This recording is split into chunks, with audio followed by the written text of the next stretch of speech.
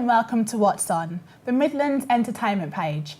I'm Chanel Shay Calvin, and in the second part of today's show, we'll be meeting jazz DJ Alan Musson with his roundup of the jazz and blues gigs for the month to come. But first, there is always something happening right here in the Midlands, and we'll be giving you that information throughout the show. You can see all the gigs and comedy shows this week at the bottom of your screen, and on the right are the events, theatre productions, concerts and days out. If you have an event that you want us to advertise, then we'd like to hear from you, and our contact details can be seen at the bottom of the screen. Now, my first guest is Lawrence Barton, who is the festival director at Birmingham Pride. Well, thank you so much for joining me today, Lawrence. Hi, Chanel. So for people who don't know, what is Birmingham Pride? Well, Birmingham Pride has become a huge festival for the city. It takes place on the 23rd and 4th of May. It kicks off at Victoria Square in the heart of the city, and you can expect to see a very colourful extravaganza, a carnival parade, which weaves its way through the city down New Street and then makes its way through down to the gay village, which is in Southside. So yes, we're very excited at the Pride office at the moment. It's buzzing. I love Pride personally. Like, I've been there. It was about 3 years ago that I went, but yes, just the atmosphere, it's just really lively. It's incredible. I think that's pertinent now is it's become inclusive. So the great thing is that so many families and children come along and enjoy spending time with gay people, and it's not something unusual. It's actually something that's, like you say, the atmosphere is electric, and people like to have fun. We do, we really do. So is it, just to clarify, is it for LGBT? That's the whole point of Pride itself? Birmingham Pride was in Birmingham. We're in our 18th year. When it was formed, it was really more of a local community event that was geared towards the LGBT community. And over the years, I've been in my role for the last 6 years. My objective, my aim was to widen I suppose, the scope of the demographic. I saw Birmingham as a vibrant city with a diverse demographic, and we're culturally very interesting as a city. So I wanted to tap into that, and I'm happy to say that ticket sales this year are up, for example, 40% on last year, which is amazing. That is amazing. And so yes, it's just brilliant that it's become such a popular event for the whole city and for the whole community. Yeah, I think touching upon that what you just said there, I think it is nice because quite a few of my friends go and like my family, so it's just a nice sort of celebration rather than it just being aimed at a certain part of the community per se. But I think it's a really nice celebration. Yes, it is, and it's not just in Birmingham that it takes place. Is it all over the UK? We're one of the largest in the UK. There's the big boys, so to speak, are Brighton, Manchester. There's Birmingham. I think we're probably number one and number two. I think, yeah. And then and there's London Pride, which is London's a different beast in itself. It still remains free. They do things slightly different in London, but I'm proud that we're up there amongst the top. Birmingham. Yeah. Waving the flag for Brum. So as your role as the festival director, yes, what does that actually entail then? I've spoken to other people about this, and my role really is it's a background role. The people that do the work are the volunteers. There are many that sacrifice their time. It's a 12-month plan that goes into action, and these volunteers and people from the local community work extraordinarily hard. They're doing it out of passion and love for their community. There's then the artist side of things that people now want to see something, they want to be entertained, and we want to entertain them. So if you look at the lineup this year, we have over 100 artists, and headlining on the Saturday, we've got Example. Headlining on the Sunday, we've got Jess Glynn, Grammy award-winning Jess Glynn, and then we've got icons like Jimmy Somerville and Heather Small. It's incredible. So there's something there for the young people, and there's people there, the artists that I know.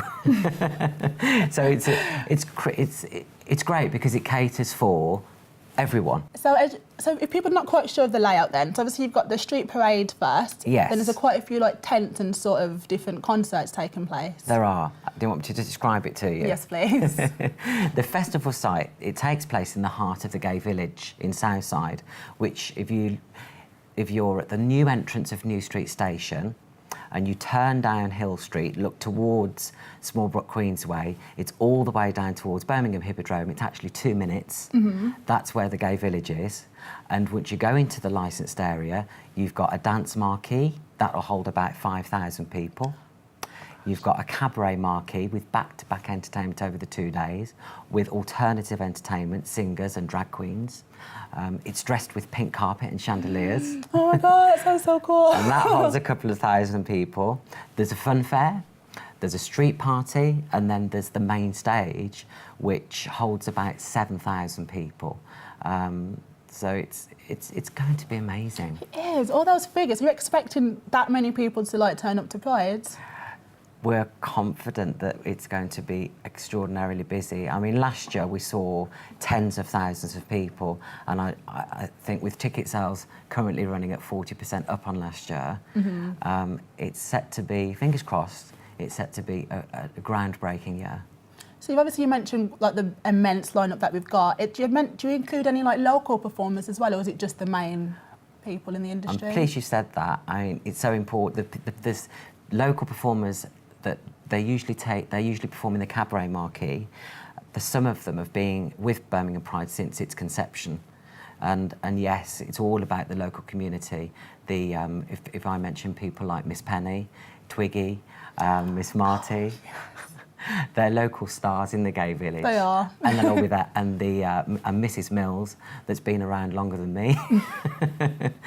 They'll all be there to entertain people. And what's brilliant about Pride is that all of the bars, the local bars, they all come together. It's a very united period.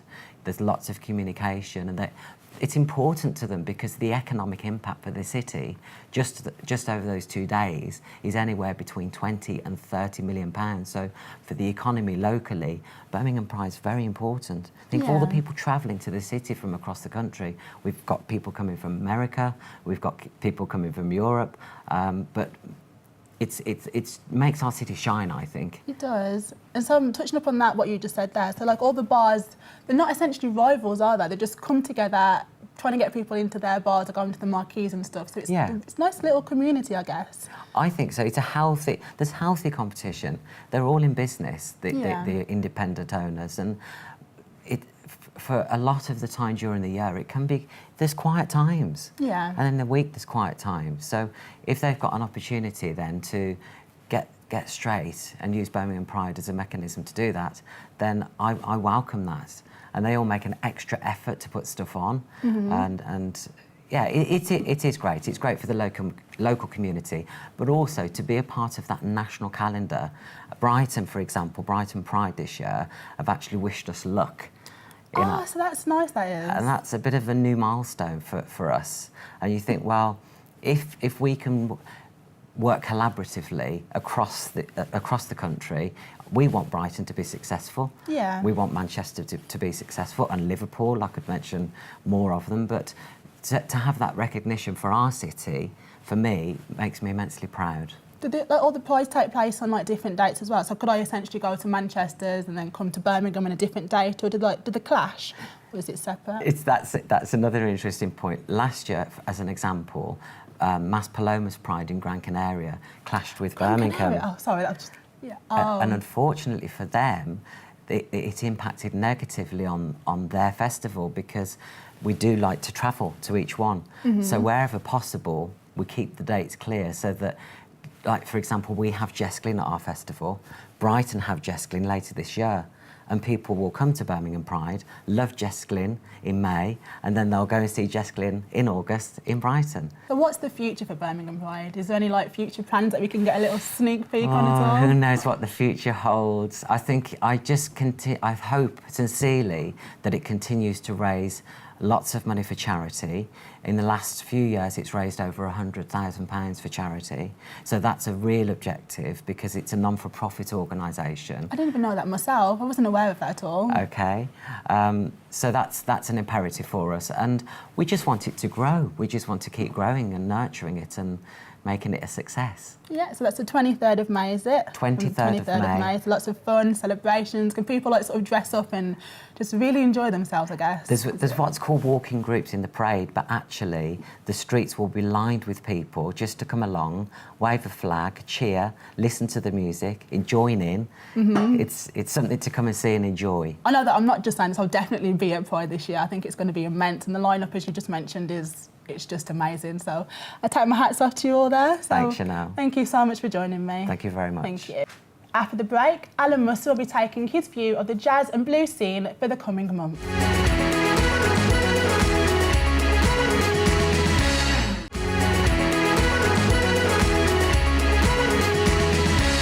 Welcome back.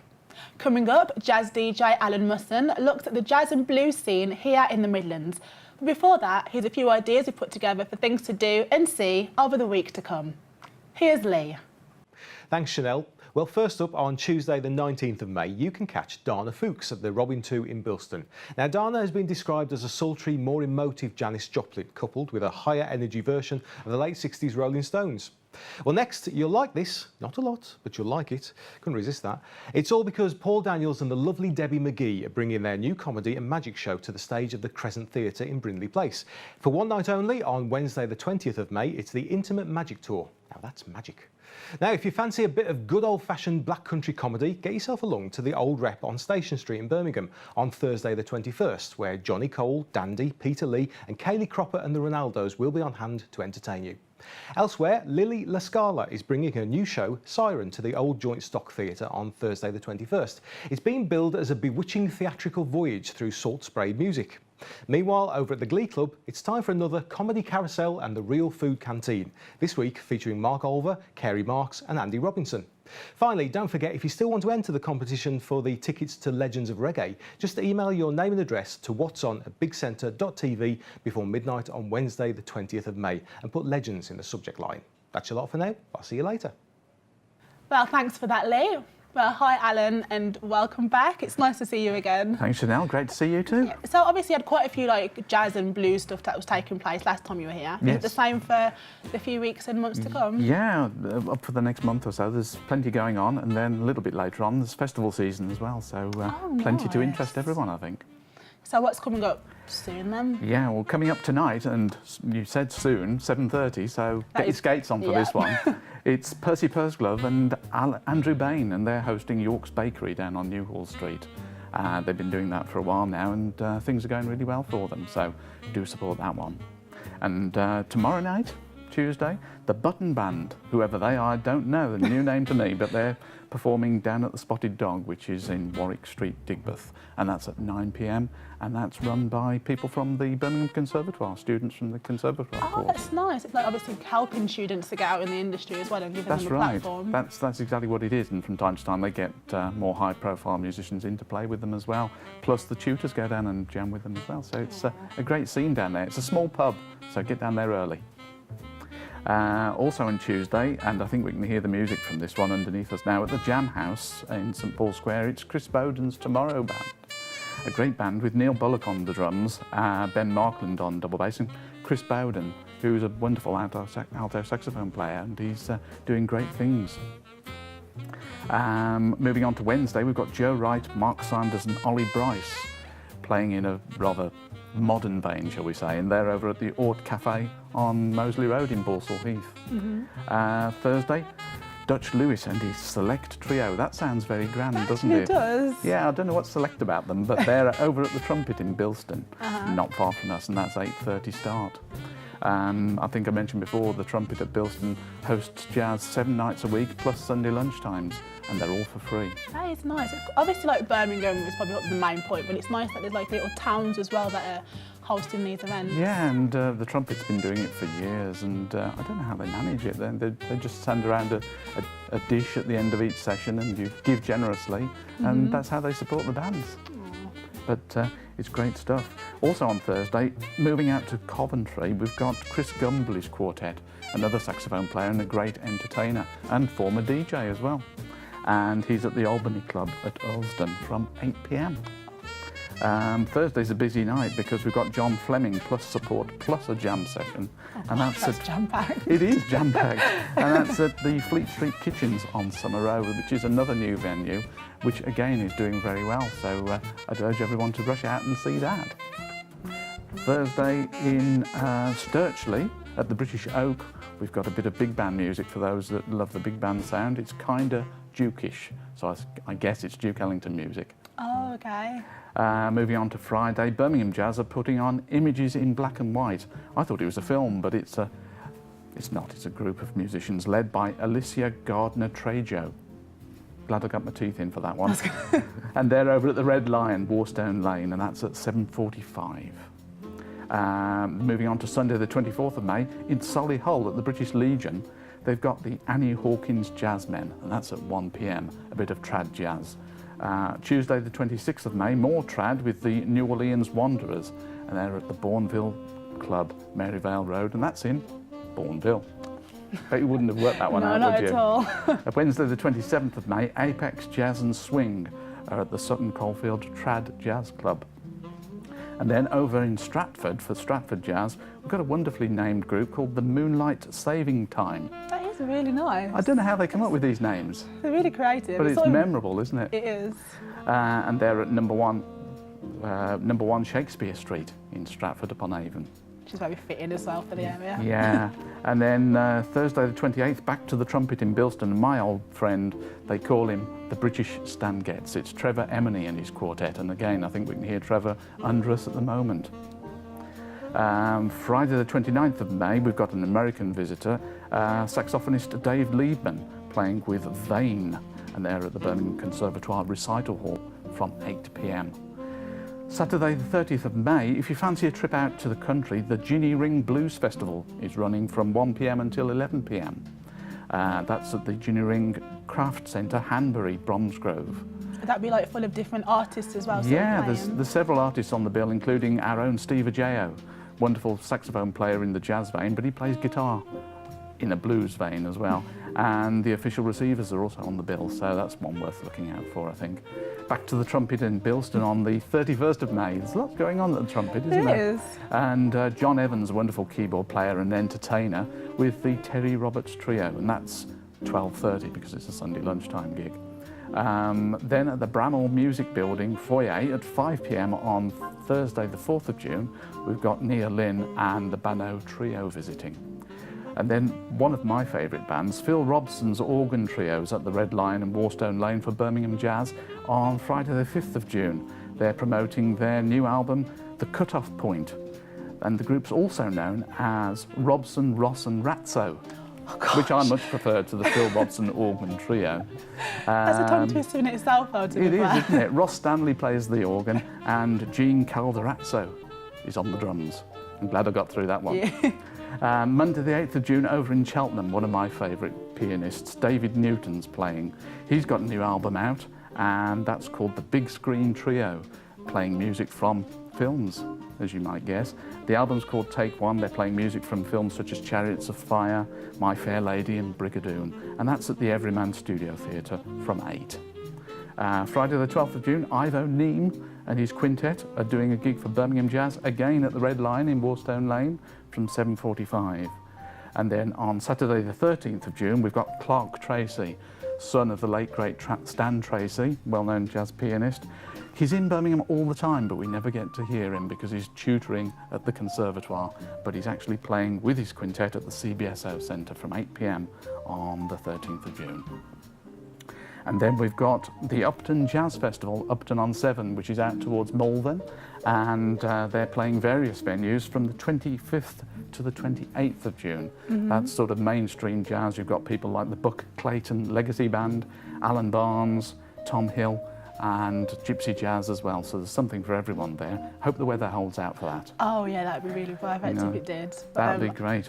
Just want to say thank you so much for joining, sharing all that information with us as well. There's obviously something there for everyone as well, which is I think there is. Fantastic. Yeah. So thank you. My pleasure.